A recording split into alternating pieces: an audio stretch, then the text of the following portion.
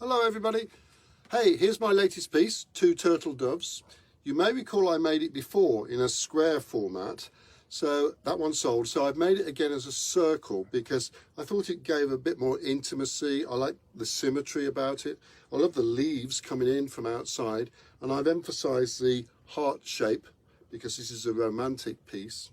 This blue, this turquoise blue, is my favorite color, and I've just had to order a whole new batch of it because I get through it, because I use it all the time. So expect to see some more of these turquoisey mosaics.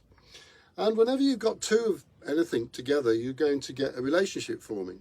And the relationship between these two is best expressed by reciting the accompanying verse, which goes like this. Two turtle doves.